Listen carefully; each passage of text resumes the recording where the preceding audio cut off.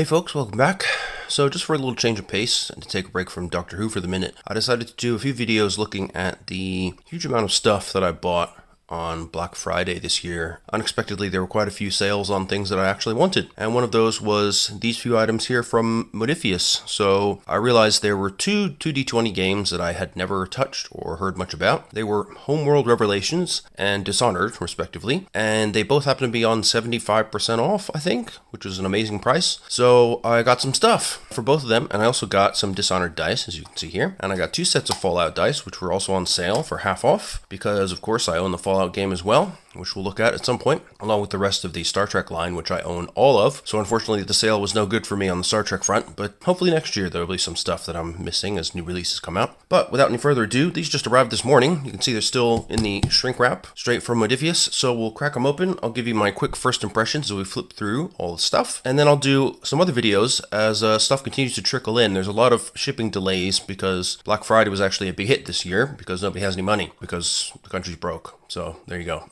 But that means Black Friday was actually good. So that's a nice thing. I'm from America, you see, and I expect Black Friday to be all, doorbuster, 70% off, 1,000,000% off, everything. So we actually had that this year, which was quite new. Previous Black Fridays in Britain have been things like, here, have, 5% off these things that we can't sell, which was really not appealing at all for me. But this year was quite different. There were some very good deals on some stuff that I very much would like to purchase, and so I did. So here we have Homeworlds, and I'll just go ahead and unwrap everything, and that way I can put on a bit more lighting so that you can see a bit more clearly without any unsightly reflections. So this here should be, yes, this is the Homeworld Revelations GM screen. There we go. We'll keep those together, and then we have the core book for Dishonored. As you can see, these are both smaller format books, not the usual sort of full hardback size. They call these royal size, I think. I don't know exactly what that translates to, but it feels like around the size of a trade paperback comic book, that sort of size. There we go. That's Dishonored, unpacked and ready to go. And we'll put that over here. They also sent me a quick start for Dreams and Machines for free, which is nice. I already have the starter set. I am looking to get the full game, but I did spend an awful lot of money recently, so as you shall see. So I may have to wait until the post-Christmas period when my bank account refuels. But yeah, this one is a little bit different from the starter set, which we looked at in a previous video, because here we have actual pre-gen characters in a full sheet form, rather than putting together characters using the cards, which is kind of cool. So this is more of a sort of direct example of what your characters will look like in the full game. But I did like the idea, as I mentioned in the starter set video, of having characters that you built up from cards, because it was easier than generating a character completely from scratch for a beginner. You could just sort of jump right in with 4 steps of picking cards. But the full game isn't like that. You do have proper character sheets and all that sort of stuff. And they do have a little ad here for the starter set, which again was a great value. Much better than the Star Trek starter set. Speaking of which, there's also, of course, an advert for Captain's Log, the solo version of the game, which is great. And Fallout, which we're also going to talk about briefly due to the dice. And a player reference on the back. They got a very nice visual style going for Dreams and Machines as well. And my impression is that because it's quite a sort of distilled down, relatively light form of the game, but there's still enough going on within it that I think there's quite a lot of potential to tell interesting stories in that world they've created. So I'm looking forward to that. And then, last but not least, we have the Dishonored Game Master Kit. I'm not exactly sure what's in this, to be totally honest with you. I think there's not actually a screen in here, if I'm not mistaken. And I'm also not sure what's the best way to open this without ripping anything of importance. That's always an interesting dilemma when doing these. Well, it's not an unboxing, opening. There we go. Found a weak point. Alright, I think it's got some GM guidance and stuff, but maybe because it is quite a light version of the 2D20 system as well, whereas Homeworld is a bit heavier.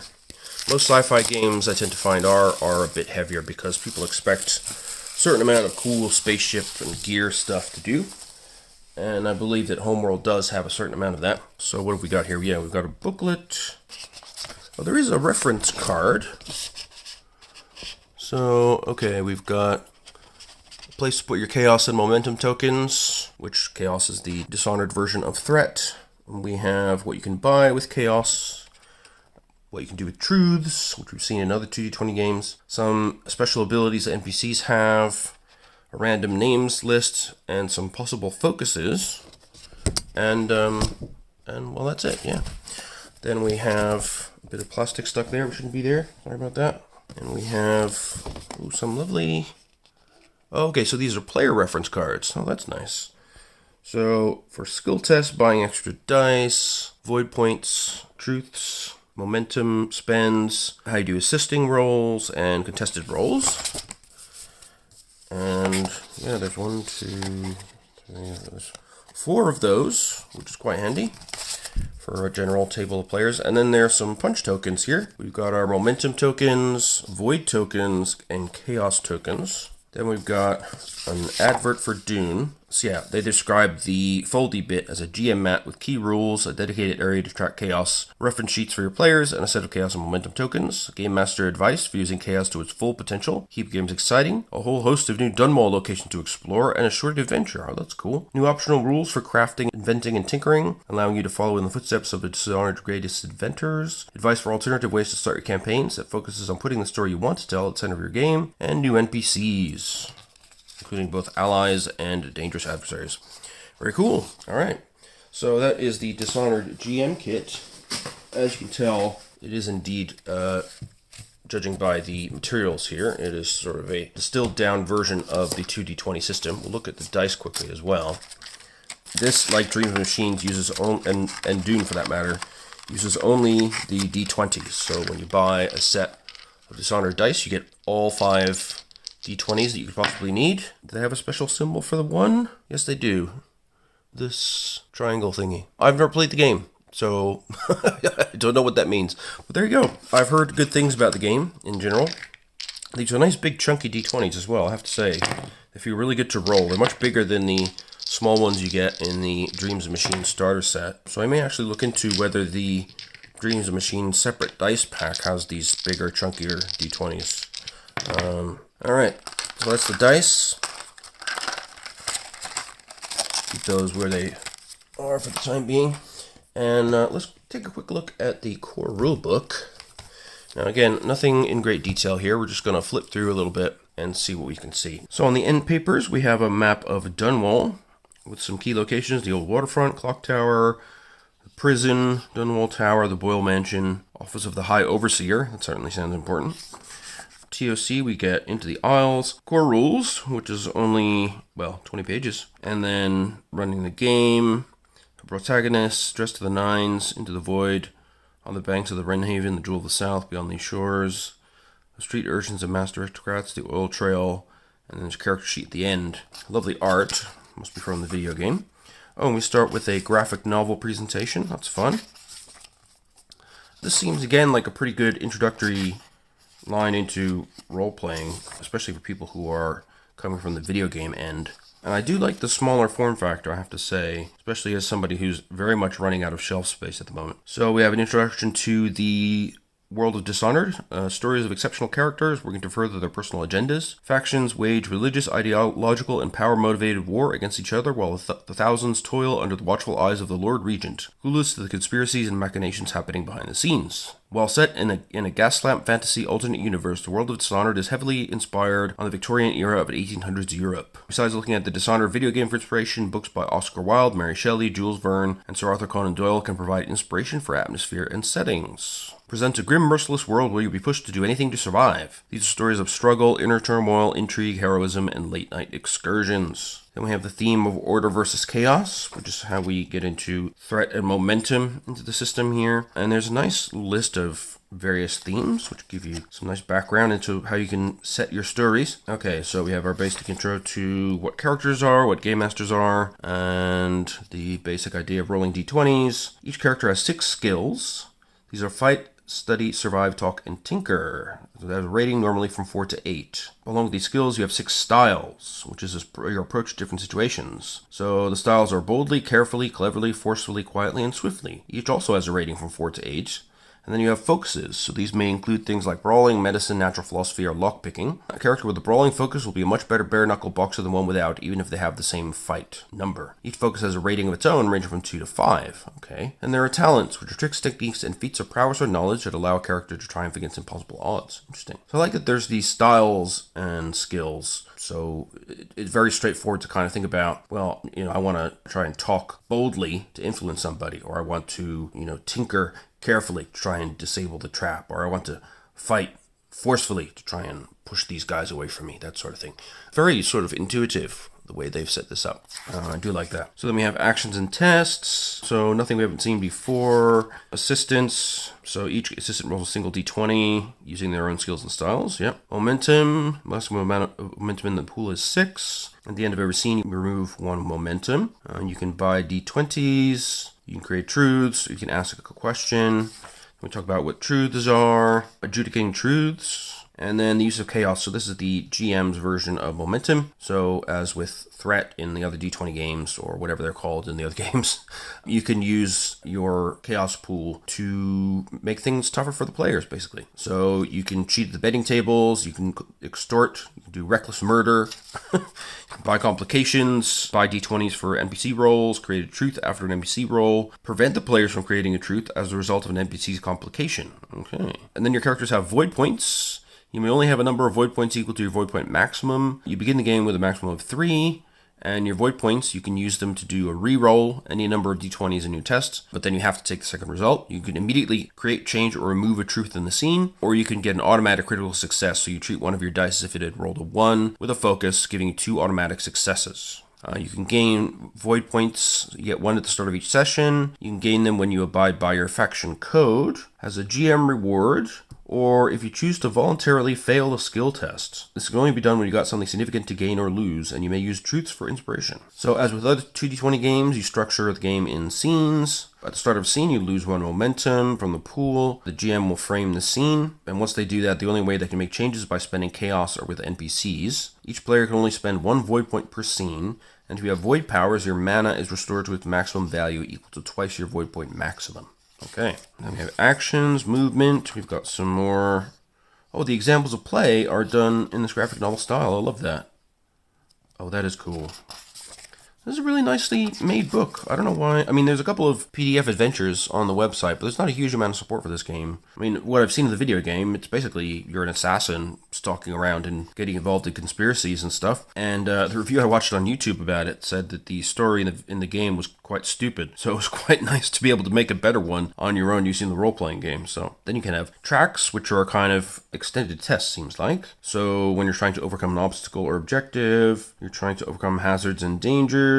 You can have a race between 2 equal-sized tracks, where success fills the objective track and failure fills the hazard one. Whichever track fills first determines what happens. You can have multiple tracks in play, such as in combat, where each important combatant will have their own stress tracks. And surprise tracks occur when a situation that seemed easy is revealed to be more difficult, and is a possible result of a complication or the GM spending chaos. Perhaps you successfully attacked an ordinary foe, but because you rolled a complication, that foe now has a stress track instead of being defeated immediately. Okay, so we're in the kind of Dune and Dreams and Machines setup here, where ordinary attacks, if you succeed, will instantly take out a minor NPC, whereas major NPCs will have a stress track and you have to do an extended task basically to beat them. There are 2 ways to defeat an opponent. If you attack with the intent to kill, you generate 2 chaos. Subduing an opponent is cleaner but more difficult, and so if you attack with the intent to subdue, you increase the difficulty of your attack by 1. If you're attacking an opponent with a stress track, this choice is only made on an attack you expect to fill the stress track and defeat that opponent. And if you forget to make that choice, then the opponent is killed whether you wanted to kill them or not, generating 2 chaos as a result. Okay,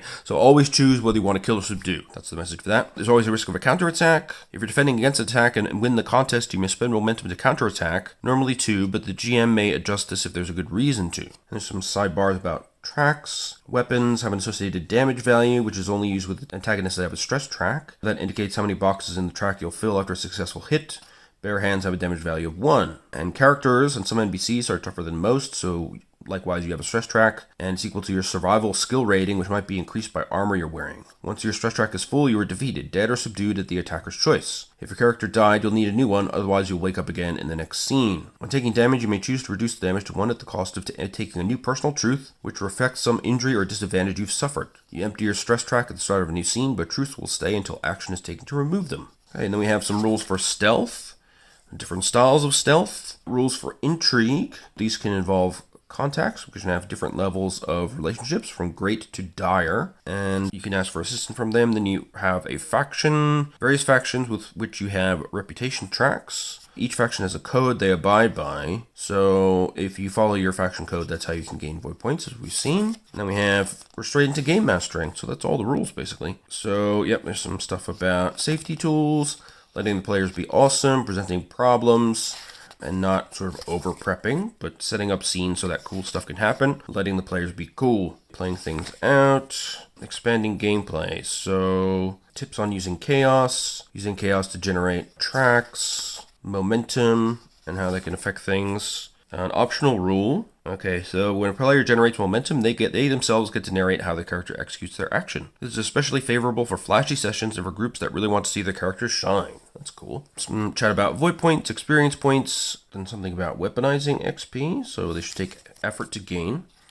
And then we have character creation rules. Each character's innate nature is defined in part by a pair of personal truths. Pick 2 at the start of play. So the first truth is moral code. The second, something has brought you a hardship. It could be a physical disability, it could be a vice, it could be a more complex event or revelation. Then you have your skills, okay, and styles. Then your focuses, okay. Focuses increase the chances of scoring a critical success on a skill test. Okay, so if you roll a 1, you'll get 2 successes, generally speaking. But if you have a focus, you can expand the range of a crit success all the way up to 1 to 5. And you'll normally have 2 focuses as a starting player character, and you can create your own focuses. There's a list of starting ones here, which all make perfectly good sense for the setting. Then you have talents, archetypes. So there are 13 archetypes: assassin, commander, courier, duelist, entrepreneur, explorer, guide, hunter, inventor, sharpshooter, scholar, scout, and miscreant. We'll go through each of these. Okay, so and then each of these archetypes tells you what to add to your various skills, styles,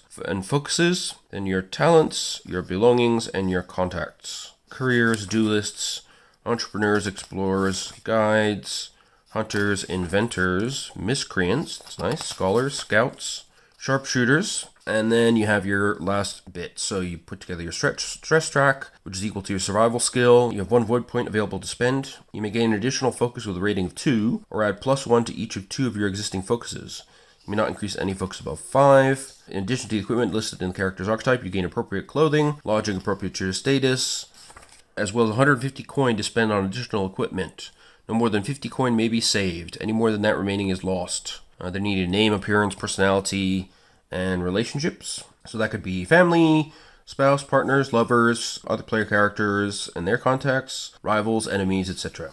And then we have XP. Gaining experience happens through adversity. Once per session, you gain 1 XP if you take stress. Once per session after failing a skill roll, you may introduce a complication in order to gain 1 XP. And once per session, you gain 1 XP if the GM spends 3 or more chaos on a single effect or event. Okay. You also gain XP from achieving goals or accomplishing significant feats. Periodically, the GM should award 1 XP to each player after the completion of a key scene or the end of some important event. In total, you should get 2 to 4 XP per adventure. Then you can spend experience. So 10 XP can improve a skill by 1, 10 XP improves a style by 1, 5 XP can increase the rating of 1 focus by 1, or add a new focus with a rating of 2 for 10 XP. Talents, gain a single talent from your archetype for 10 XP, or you can gain a single talent which is not from your archetype for 15 XP, or you can increase the maximum void points you can have by 1, which costs 10 XP. You can also benefit from up to 3 bone charms at a time. Okay. So then you select a character's outlook. This is how they look at the world. Bilious, paranoia, choleric. Okay, so you've got bilious, choleric, circumspect, decisive, demonstrative, fixed, manipulative, maverick, melancholic, phlegmatic, sanguine, and supine. Interesting. So these also have an effect on your stats and talents. So you gain a talent from your outlook as well. That's cool. Alright, so now we have objects within the world of Dishonored. Value of coin, we have weapons, and they can have different truths related to them. So they can burn things, block things, they can be concealed, they can be messy, They could be mines, which means they're traps. They could be range distant or range nearby. And then we have a list of cool stuff to hit people with. Pistols, rifles, crossbows, grenades, choke dust grenades, arc mines, stun mines. Got some armor, just a few items. Blueprints and schematics, which can help you, I guess, to invade somewhere. Burglar's tools, cheater's tools, climbing gear, disguise kits, forged paper, saboteur's tools. Okay, so then we have the Void. So Bone Charms has a single common power. Corrupted Bone Charms are more potent but have an unpleasant drawback. Black Bone Charms are rare and more potent. They have a single enhanced power. Okay, so what's an example? March of the Brave. When you attempt to skill test boldly, you may re-roll a single d20 in your dice pool. Conflicts with Cautious Tune. Okay. Stinging Whistle. The Bone Charm makes your enemy's ears ring after every hit. Any unarmed melee attacks you make apply the ringing ears personal truth to your enemies. I like that. Soothing Call. You may spend a void point on your turn to remove up to 2 stress. Oh, that's useful. Enhanced Bone Charms. Okay. Wrathful Scream. The Bone Charm Scream empowers you when you push your limit, weaponizing your anger. When you attempt to skill test forcefully, you may add 1d20. That's cool. But they also have drawbacks. So crude carving means it only works after dusk and before dawn. Darkened Edges, wherever you spend a void point, you also add 1 to the chaos pool. Splintered Bone, the wearer suffers complications on a roll of 19 as well as 20. That's interesting. So then you have the Outsider's Mark. Gain access to unnatural powers. Okay, you can bend time. Wow. You can take 2 actions instead of 1, resolving them one after another. You can blink, which is a kind of short teleportation. Bloodbriar. So, a savage master of tendrils and vines. Dark Vision, devouring swarms. Far Reach, which grabs onto the target surface and pulls like a grappling hook. Mesmerize, that's always useful. Possession, to control the body of an animal. Then you have enhancements. These are always active and do not have a void point cost associated. So you consume runes to use these. You can gain agility. You can communicate with beasts. You can reduce difficulty of all skill tests to research bone charm recipes or craft bone charms by 2. I have a peculiar way of cheating death. Interesting. Artifacts of the Void. Okay, so these are, I guess, powerful relics. The twin-bladed knife, for example, bestows the Shadow Kill power and the Dark Scrimshaw enhancement upon its possessor. It may have other powers beyond that, as the true depths of the knife's power are unknown. Cool. So it looks like there's not, a huge amount of equipment and stuff like that, but they're giving you ways to craft things and plenty of leeway to create your own stuff. Now we've got background into the world of Dunwall, which means absolutely nothing to me, so I'll have to read this later on. We've got a reproduction of that map, which is in the end papers in thicker color, which is nice. We've got the factions of Dunwall and their orders, their cults. We've got story hooks for each of the factions. The Whalers, okay, the Brigmore Witches, the Bottle Street Gang, and the Dead Eels Gang, cool, and the Navy, alright. Dunwall Stories, okay, using architecture, squalor, race and class are big themes. Humble Beginnings, okay.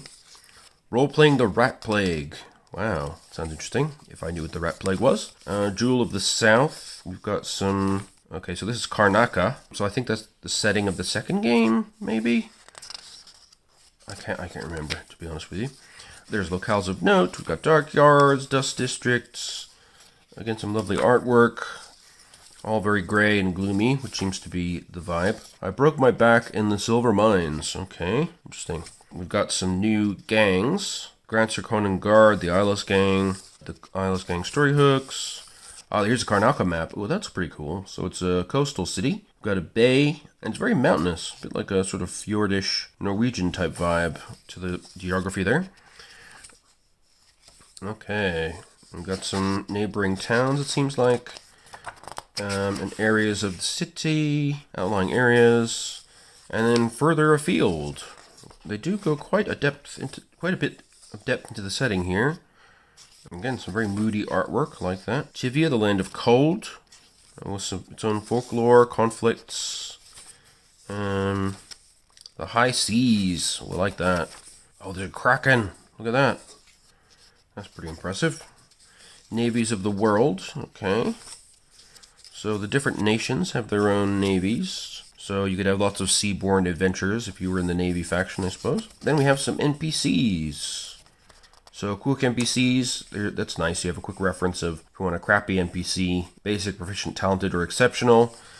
Major NPCs will have 2 truths, skills and styles, 1 of each at 8, 2 of each at 7, 2 of each at 6, and 1 of each at 5. They have up to 6 focuses and 15 points to divide between those focuses. Okay. And they have a stress track equal to the highest of their fight or survive rating. Notable NPCs, they have a single truth, 2 skills and styles at 7, 2 skills and styles at 6, 2 at 5. They have 2, 3, or 4 focuses, and stress track equal to their fight rating and reputation tracks for their organization. Yeah, okay. And then I'm going backwards here for some reason. But the minor NPCs have a single truth, 1 skill at 7, 2 at 6, 2 at 5, 1 at 4. Same again for styles.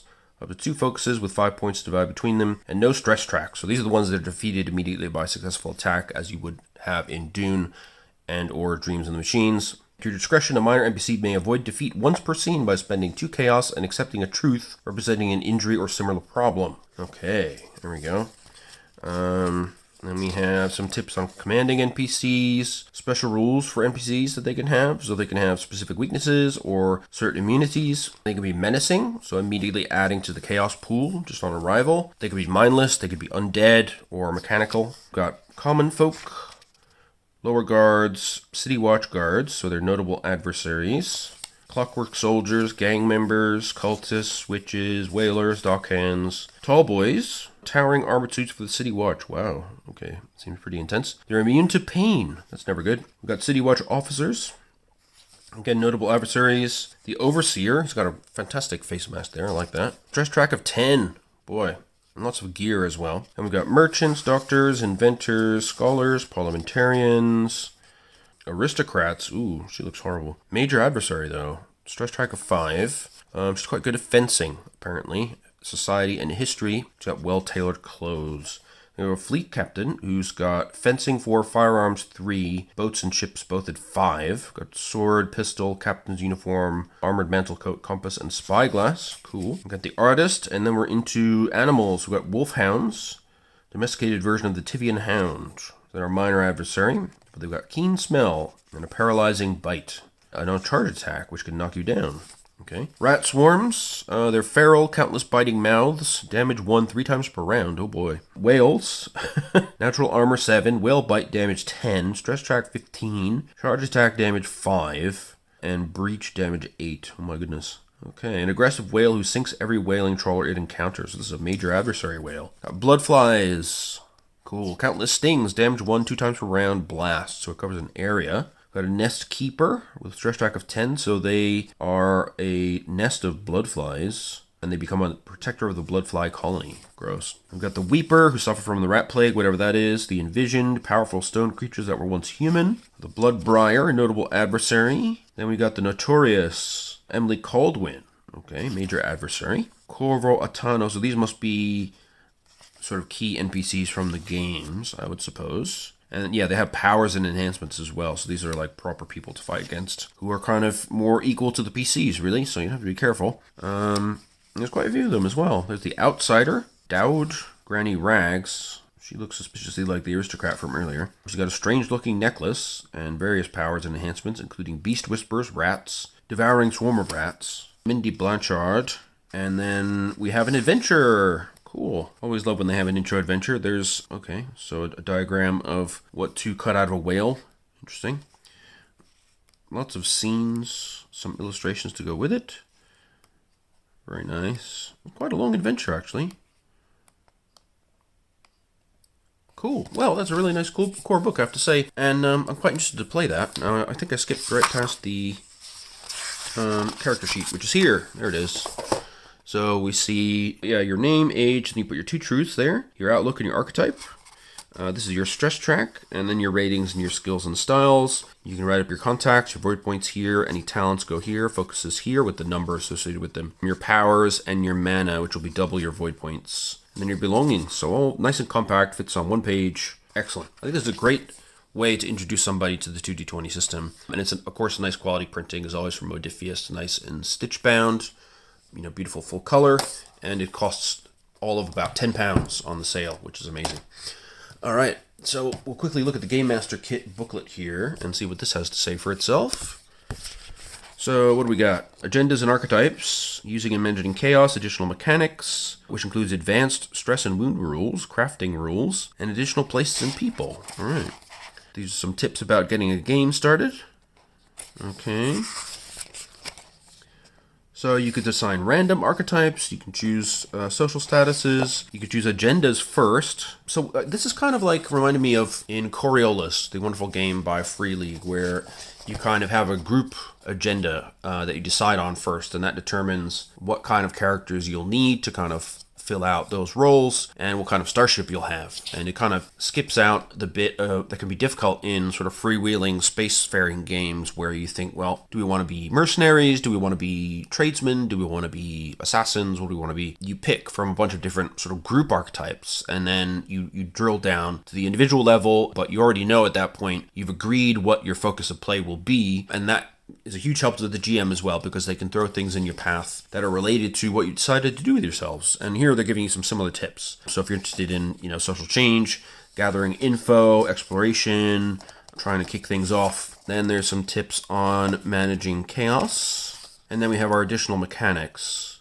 Okay, so if you'd like to add some additional grit to combat and injury, you can have a suffering wounds rule. So when a character is affected by a successful attack, they suffer stress equal to the damage, and then they can reduce the damage to 1 at the cost of taking a negative personal truth that represents an injury. This variant rule changes that option to reduce damage suffered. Instead, when a character suffers damage, they may choose to reduce the amount of stress taken by suffering a wound. Each wound is a specific kind of personal truth and imposes a difficulty increase on all skill tests. Okay. An attack will always inflict a minimum of 1 stress. You can choose to suffer a flesh wound, reducing stress by 1. You get +1 to the difficulty of skill tests. You can take a serious wound, reducing stress taken by 3, but that adds +2 to the difficulty of all tests. Or you can take a deadly wound, reducing stress by 5, adding +3 to the difficulty of all skill tests. Okay. It says use these mostly on player characters, and NPCs generally don't see as much time in play, so you don't need to track detailed injuries for them. Major NPCs are important enough for these, but minor and notables are not. Alright. Then you have rules for healing wounds. So flesh wounds requires medical attention. A skill test, normally using Tinker if attempting to heal someone else, or Survive if trying to bind one's own wound, with a difficulty equal to the difficulty increase the wound causes. Okay. Success reduces the type of wound down from 1 level. Now, complications may mean there is a lingering effect such as a scar, an infection, or some impairment that didn't properly heal. There's also natural healing, so flesh wounds take 12 days to heal, or 6 days after medical attention. Reduce this total by the number of days equal to the character's survive, minimum 1. Serious wounds take 6 weeks, or 3 weeks after successful medical attention. Reduce that number of weeks equal to half the character's survive, rounded down, minimum 1 week. Deadly wounds take 6 months to heal, or 3 months after successful medical attention. Reduce this total by an amount equal to the character's survive, rounded down, minimum 1 month. And then they have a bit about, you can use narrative time to sort of skip over some of these healing events. Advanced action order as well. Okay, you've got new rules for crafting. So there's styles of tinkering and what they would look like if you tinker swiftly, quietly, forcefully, cleverly, carefully, or boldly. You can do alchemy. That's pretty cool. There's some alchemical tools and alchemical substances which you can collect. Oh, that's neat. And then what kind of stuff can you make?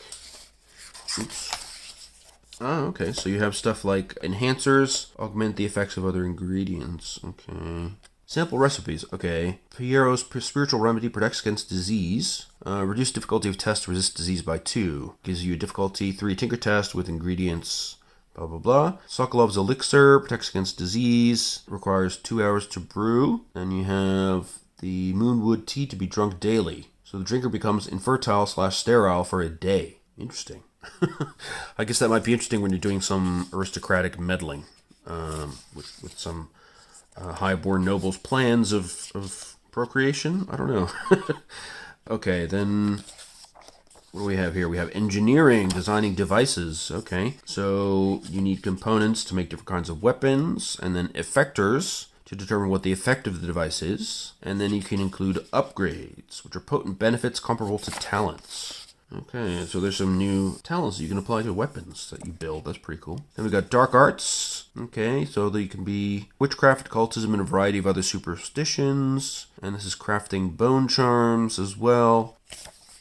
Alright, then we got some additional places and people, which I'll skip through for the benefit of keeping players surprised. There are some new NPCs as well. Some details on the Academy District, the Estate District. Yeah, pretty cool. That's really nice. There's some actually pretty useful It's always nice to have crafting rules and stuff. I do like as well in these, well, in all games really, when they have kind of base building rules, or like you have in Numenera or something like that. I don't know if that exists in this game properly. It seems that your players do have lodgings, but I don't know how deep that goes. Okay, next up we'll look at Homeworld. First we'll look quickly at the GM screen. Now, as is per usual with Modiphius, it's not just a screen, you get other cool stuff. So it looks like we've got some, I don't know what these are. I'm going to guess this is momentum because there's 6 of them. And there's loads of these, which suggests the equivalent of threat. And then here we have something else. I don't know what that is. Maybe the equivalent of void points. And we have some player handouts, which is always lovely. And these nice cards. You can see already the rules are denser than in Dishonored. We've got things like skill test, truth, opposed test, momentum, attack, assistance, fortune. Okay, fortune, so maybe that's fortune points. Momentum spends in combat. Then we have combat actions, which are more varied. And then ship actions. So commanding officer actions, helm actions, sensor technician actions, tactical actions, communications actions, and other actions. Cool. And there are 1, 2, 3, 4, 5 of those. Excellent. And then we have a lovely little compact trifold GM screen. So on the art side of things, we've got a lovely space battle going on. Lots of things exploding. We've got that iconic sort of mothership from the Homeworld game series. By the way, if you haven't played the Homeworld games, they are excellent sort of three-dimensional real-time strategy games. And then on the GM side, we have, again, details on the possible actions aboard a ship. Then we have a summary of action scenes, so distance bands, range bands, major actions, minor actions, what happens when character's prone, possible momentum spends, fortune spends, and then summaries of weapons, which include what their qualities actually are, types of ammunition, types of weapon effects, and weapon qualities. Cool. Very nice and compact little screen there. And we'll have a look at the book as well, which is also very nice and compact. Ooh, lovely end papers there with some art. It looks like part of the GM screen, perhaps. And yeah, I think this game is going to be significantly more complex.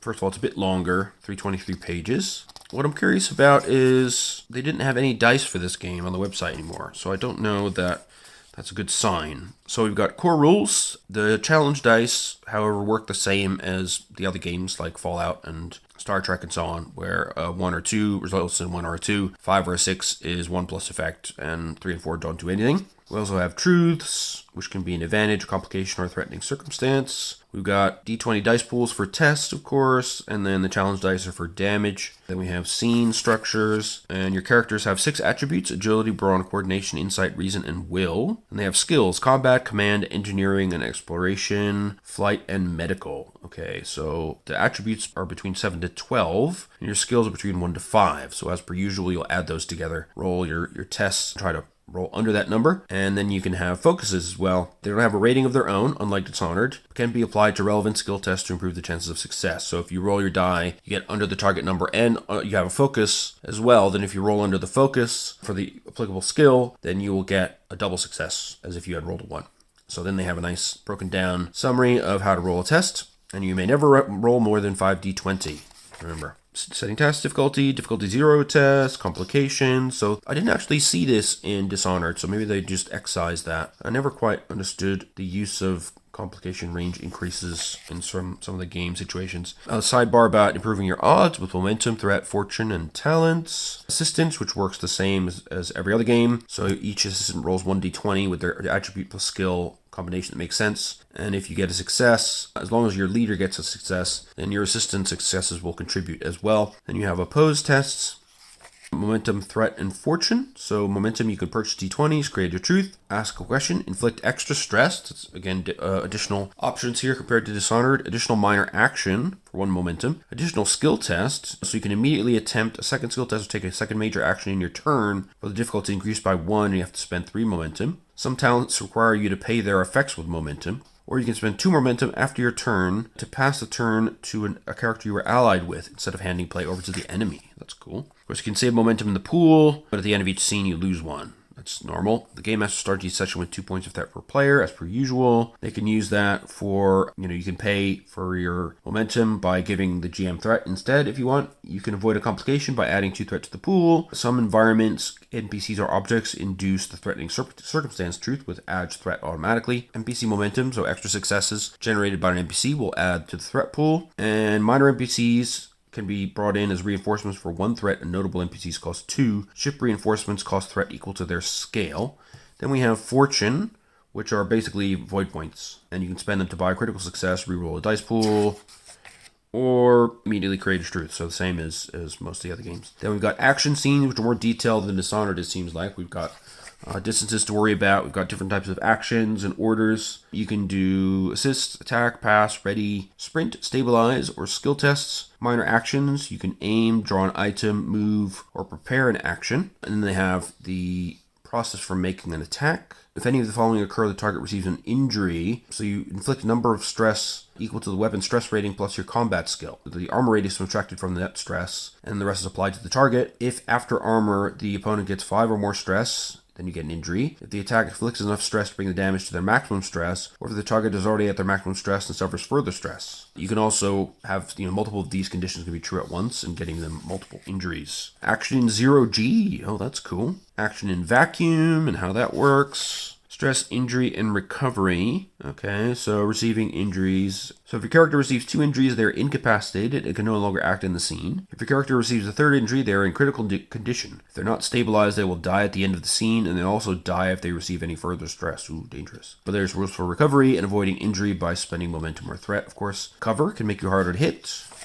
Another bit of increased detail there. And then these are a summary of your combat momentum spends. Then we have social conflict. So you can use deception. You can present evidence. You can use intimidation. And you can do these things in combat as well. Negotiation. They give nice examples. And then we have character creation. Oh, and you can do supporting characters, much like Star Trek. So when your player character is not in the scene, but you want to play in the scene, you can create a supporting character. So you have your 6 attributes, your 6 skills, your focuses, and your talents.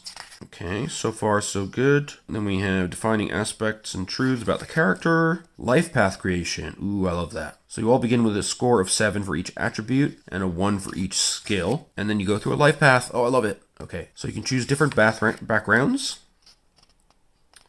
different kinds of kith, and then these will affect your attributes, give you a truth, and your talents.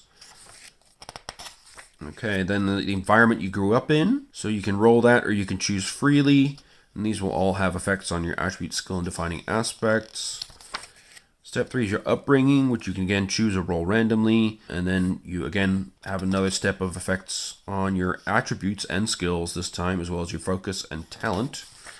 So this is your, okay, so if you're brought up as a military brat, for example, if you accepted that, you'll get more coordination and brawn. If you reject it, you'll get more agility and insight. Increase any skill by 1. Then you get focuses on combat stuff like hand-to-hand combat, handguns, long-range weapons, explosives, or military customs. And get a single talent from the kith background or talents list.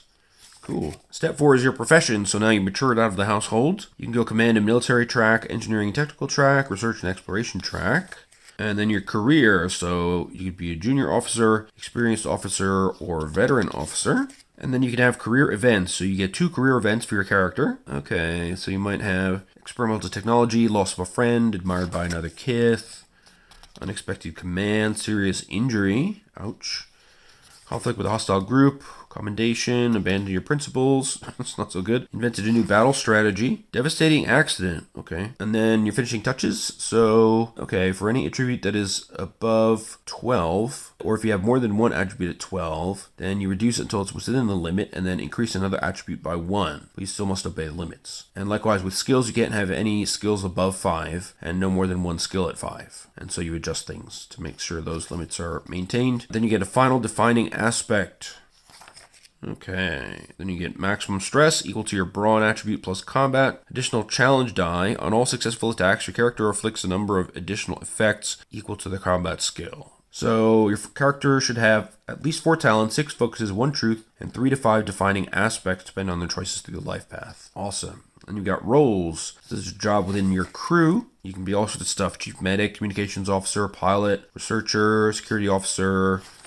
Then you can fill in your personal details, appearance, name, etc., personality. There's different sets of equipment, which everybody gets, and personal items. And here's an example character. So we have Kiara Soban, a pilot. She's got the Soban background, armor rating of 1, max stress of 10, 3 injury slots. Grew up in the capital city of Tyr, upbringing in travel and trade, rank of commander, no requisition units, agility 10, coordination 11, reason 9, brawn 8, insight 7, will 9, combat 2, engineering 2, flight 4, which is good for a pilot. Command 2, Exploration 3, Medical 1. Got some general equipment stuff. Focuses in flight system, kith history, small craft, survival, tactics, and temporary repairs. Defined aspects, a trader for life, enjoys other kith culture, and I do not fear the unknown, I seek its thrills. She also has the Kith Soban and Charter Pilot truths and talents, and she carries a utility blade, or she has an unarmed attack. And then we got a list of general talents. Include things like being fearless, field medicine, survivalist, being vigilant. So, for example, when you try to a skill test to detect danger or hidden enemies, reduce difficulty by 1. Then you have specific combat talents, command talents, engineering talents, exploration talents, flight talents, medical talents. And then you can also have sort of quick creation rules for when you want to play quickly if your character dies or something. And then we have the supporting character rules, which are great. Again, they work really well for Star Trek, and this is another game where you'll spend a lot of time in space, so I suspect they'll be just as useful. Resource units are the way you pay for advancements. Okay. You gain resource units by being present, using one or more defining aspects to spend fortune, challenge winning one or more defining aspects during the session, or completing a story arc, mission, or other milestone.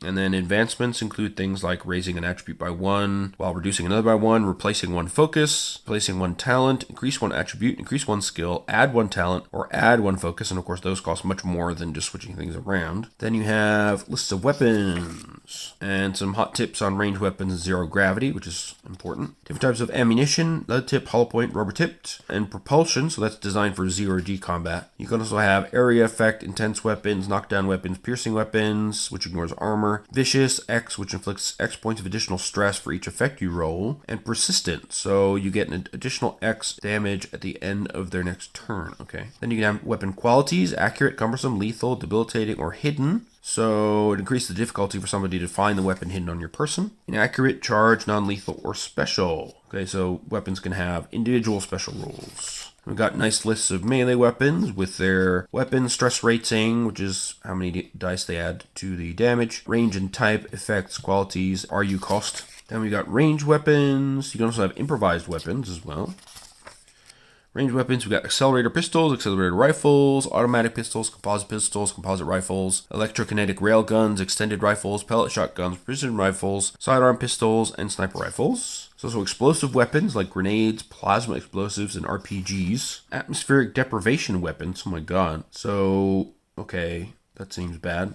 Some of the most destructive weapons ever used. And fusion bombs, also very bad. Then we got general equipment, which has useful purposes like goggles, short-term breathers, emergency breach patch. So, if you have a hole in your ship or your vacuum suit, I suppose. Wrist computer. Then we have other equipment. So we got body armor plates, mechanics toolkits, medics toolkits, spacesuits with 1 hour of air supply. Then we have ship combat. So ship attributes are different, but they're played like characters, like in Star Trek, essentially. So they have different attributes: communication computers, engine, sensors, and structure, and weapons. Then when you want to use the ship as a tool, you use the ship's attribute plus your skill. So you use the ship engines plus your own flight to make the target number. Okay, scale. So vessels come from scale 1 for fighters to scale 6 for motherships. A ship's scale is used to determine its damage output, how much stress it takes to impair, disable, or destroy specific systems. And each one has hull points, which is the amount of stress it can suffer, equal to structure plus scale. If you get 5 stress in one attack, or is at the hull point maximum, it causes a breach, and that's serious damage. Each of the ship's attributes can endure a number equal to half the ship's scale before that system is damaged. If a ship's attribute suffers breaches equal to the scale, that system is destroyed. Ships also have special functions, so you need to worry about fuel and refueling. Then we have details of your ship operation actions, which we saw in the rules summaries for players. Then we have some ship weapons, which include guided missiles, small and large ion cannons, magnetic mines, plasma bombs, large projectile cannons, and small projectile cannons. Ship combat seems to work similarly to character combat. And then you have a random systems hit table. So you roll a d20 and determine which of the systems is hit. And then it talks about breaches, Larger ships have escape pods. You can use those if you're really desperate.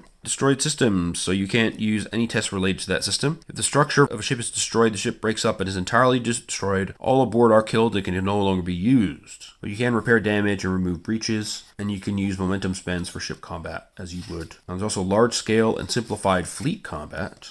Cool. So we've got scout ships, interceptors, attack bombers, cloaked fighters. These are all scale 1. Then we've got defense fighters, swarmers, advanced swarmers, and a fuel pod, which is scale 3.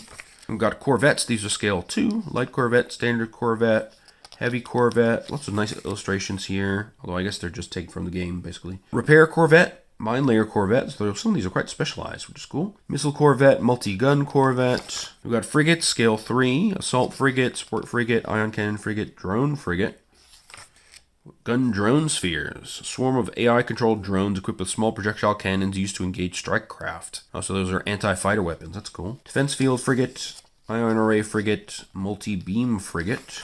Super capital ships, scale 4. Destroyers, missile destroyers, carriers, attack carriers. Oh, they can construct vessels of scale 3 and lower. Oh, cool. Much like the RTS nature of the game. Then we have the heavy cruiser, super capital ship, and that's scale 5. And the Capella destroyer, which is scale 4. For non-combat ships, we've got resource collectors, source controllers, probes, research ships, cloak generators, cryo trays to keep people frozen, salvage corvettes, cargo barges, ambassador corvettes, and then we have motherships. These are the scale 6 bad boys. So they can construct vessels of scale 5 and lower. They can repair, they can refuel, they can command other ships, and they can do point defense grids. Okay. Now we've got lots of detail about the life aboard the mothership.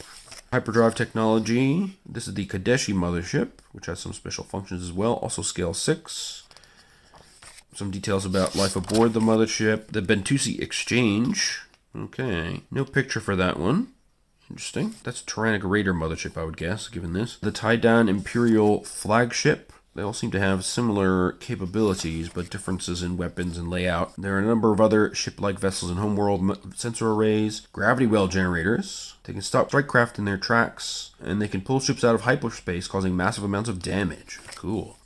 Headshot asteroid, proximity sensors, hyperspace inhibitors, standalone or networked. Then we've got mysterious ships, ghost ships, junkyard dogs, junkyard office, Kartoba, so these are ancient ships, and the Karsalim. Then you've got ship creation rules. Quickest and easiest way to create a player character ship is simply select a ship from the Ships of Homeworld part of this chapter and use that, allowing players to upgrade as per the rules and ship upgrades. Or you can do quick creation. It's nice they give you pros and cons, do either ready-made or quick creation modes. And then there's a full-on ship construction mode, which is like a character's life path system. So you select a chassis, assign attribute points depending on the scale, spend points on upgrades for armor and weapons and non-combat. Also special functions, and you assign derived stats, so fuel equal to your engine score at scale 1 or 2, and a maximum hull point score equal to your structure plus scale. Weapon stress rating.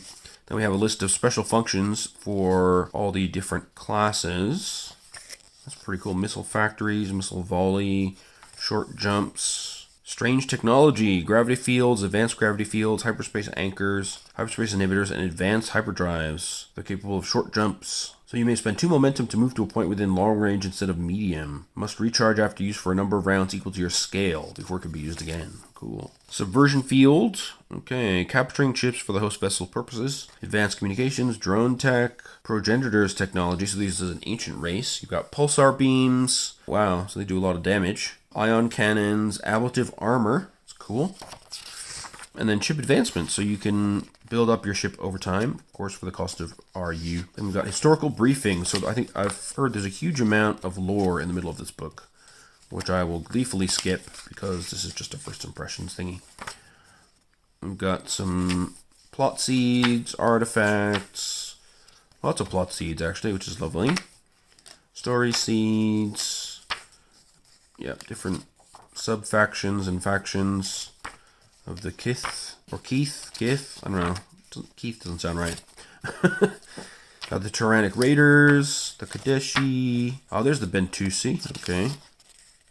Adventure Seeds again, the Galactic Council, Progenitors, so I guess they're a bit like the Ancients and Traveller, I suppose. Post test, extended tests, This is for the game, the onward to game mastering stuff. Okay. Complications, peril, and time. So, okay, setting up linear challenges or gated challenges with some examples here to activate a relic. Group challenges, time challenges, and opposed challenges. And then how to deal with command and military track. Player characters, command characters. Of course, you need to have mature players able to handle that kind of situation and not get over the top. Experience and promotion you get through challenging values, milestones, normal milestones. Challenges a truth or defining aspect, was injured by a lethal attack. Use at least one truth or defining aspect positively and at least one truth or defining aspect negatively. You get a normal milestone, so you can choose 2 skills, reduce one by 1, increase the other by 1. Choose one of the character's focuses and replace it with another one, or select a supporting character that was used during the adventure and apply one of the above options to that character. Spotlight milestones, when you had a clearly significant impact on the mission, or you reached a key stage of personal development during the mission. So you get the same options as before, but you can also choose 2 of the ship's attributes and reduce one and increase the other by 1. Arc milestones. Okay, this is when you get to the end of a story arc, basically. And you can increase attributes, choose a skill to increase it, select an additional talent, select additional focus, 1 additional truth, apply those options to a supporting character, or increase one of the ship attributes. And they have hot tips about running combat encounters, including combat in space, crafting the game using scenes, encounters, mission design and campaign design, NPCs, notable NPCs, major NPCs, and some talents and special rules for NPCs. Okay, NPC roles be merchants, nobles, mercenaries, rogues. Momentum spends you can use for NPCs. And then we have some examples. So Kushan fleet personnel, bodyguards, pilots, notable NPC, major NPC, Captain Sandra Nabal, major NPC, Admiral Pashpaktu, Fleet Command, the Tidon Military. So we've got some different levels of characters there. Then we have Tyrannic Raider characters. Minor, notable. Is there a major NPC? Yes, there is. A Tyrannic Brigand, Aran Khalik. And the Kadeshi. Again, a nice and complete piece of work here. No starting adventure, though. That's a shame. And because this, again, was a smaller release like Dishonored, there's no like starter set or anything like that. And they did sell the dice, which were more like Star Trek, where you get, 2 regular dice and then 4, I think, challenge dice. But the challenge dice work the same as the other game, so you can just use whatever dice you have from your other 2d20s. And last but not least, we've got these lovely chunky dice for Fallout.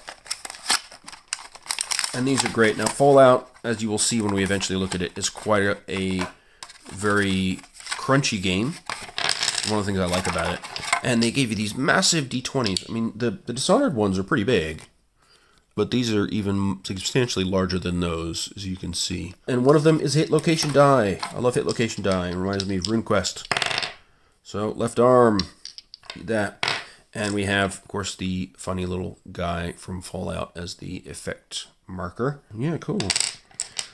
And we've got a second pack of those. I've got 2 packs because one set of these came with the starter set, which of course I bought as well.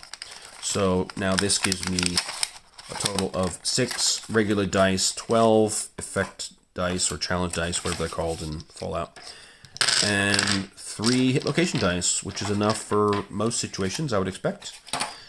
And with that, we come to the end of our look at my Black Friday acquisitions from Modiphius.